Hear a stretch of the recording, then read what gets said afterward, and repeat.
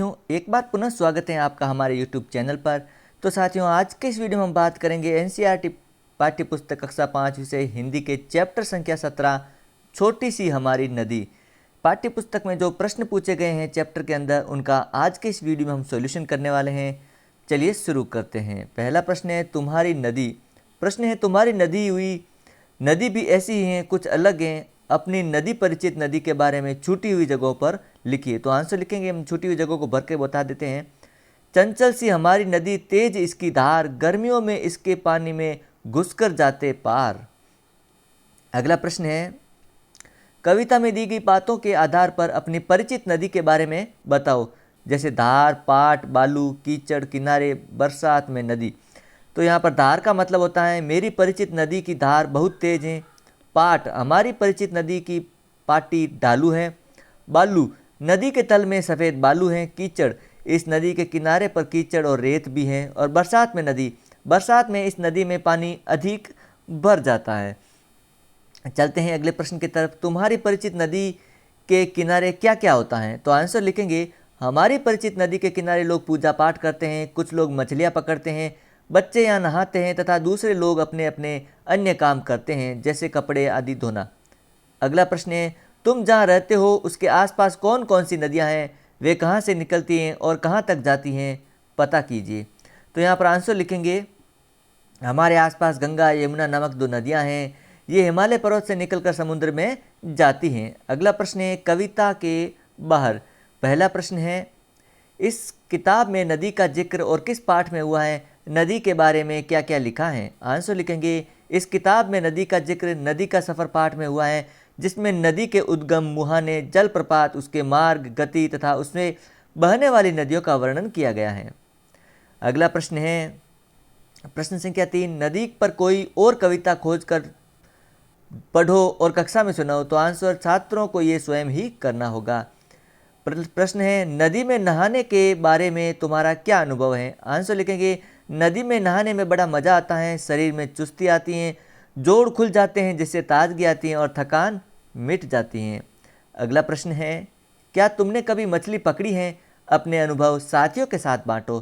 तो छात्रों इस प्रकार आंसर लिखेंगे हाँ, हम नदी के किनारे पर गए हैं और हमने वहाँ मछलियाँ पकड़ी हैं। मछली पकड़ना बहुत अच्छा लगता है। हमने वहाँ तरह तरह की मछलियाँ पकड़ी, परंतु वापस पानी में छोड़ दी क्योंकि उनको मारना हमें अच्छा नहीं लगता। यह किस तरह लगते हैं।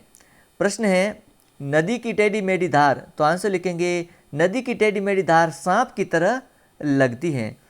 अगला प्रश्न है किच किच किच पिच करती है मैना। आंसर लिखेंगे किच पिच करती मैना नन्ही सी चिड़िया जैसी लगती हैं। अगला प्रश्न है उछल उछल के नदी में नहाते कच्चे बच्चे। आंसर लिखेंगे ऐसे लगते हैं जैसे बहुत सारी मछलियां एक साथ उछल कूद कर रही हो।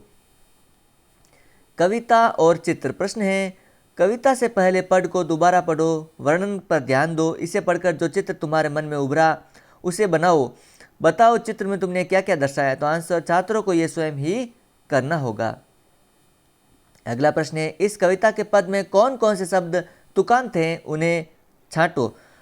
तो तुकांत वो शब्द हैं धार पार, चालू ढालू, नाम धाम, दार शियार, वन सगन, ले ढाले, नहाना छाना, रेती देती, उत्ताती देतादी, कोलाहल चंचल, रोला टोला। अगला प्रश्न है किस शब्द में पता चलता है कि नदी के किनारे जानवर भी जाते थे। तो आंसर लिखेंगे ढोर डंगर से पता चलता है कि नदी के किनारे जानवर भी जाते थे। अगला प्रश्न है इस नदी के तट की क्या विशेषता थी। आंसर लिखेंगे इस नदी के तट की खासियत ये थी कि इसके तट ऊंचे थे। अगला प्रश्न है अमराई दूजे किनारे चल देती हैं। कविता में ये पंक्तियाँ नदी किनारे का जीता जागता वर्णन करती हैं। तुम भी निम्नलिखित में से किसी एक का वर्णन अपने शब्दों में करो। तो हमने यहाँ आंसर लिखा है हफ्ते में एक बार लगने वाला हाट। वर्णन इस प्रकार करेंगे हमारे घर के पास मंगलवार के दिन बाजार हर सप्ताह लगता है। इसमें कपड़े, खिलौने, सब्जियां तथा अन्य जरूरी सामान मिलता है। अपने माता पिता के साथ बाजार घूमने जाते हैं। बाजार में काफ़ी भीड़ होती है। सभी लोग यहाँ अपनी ज़रूरत की चीज़ें खरीदते हैं। इससे बाजार लगाने वाले कई लोगों का जीवन चलता है। अगला प्रश्न है तेज गति शोर मोहल्ला, धूप किनारा घना। ऊपर लिखे शब्दों के लिए कविता में कुछ खास शब्दों का इस्तेमाल किया गया है। उन शब्दों को नीचे लिए अक्षर जाल में ढूंढो। तो यहाँ पर आंसर हमने इस प्रकार लिखा है, तेज गति वेग, शोर रोला, मोहल्ला टोला, धूप धाम, किनारा पाट, घना सघन। इस प्रकार करेंगे।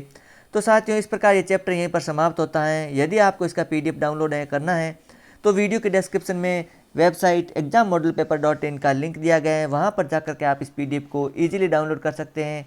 और हाँ, वीडियो अच्छा लगे तो लाइक और शेयर कीजिएगा। चैनल पर पहली बार तो चैनल को जरूर सब्सक्राइब करें। मिलते हैं एक अन्य वीडियो में अन्य चैप्टर के सॉल्यूशन के साथ।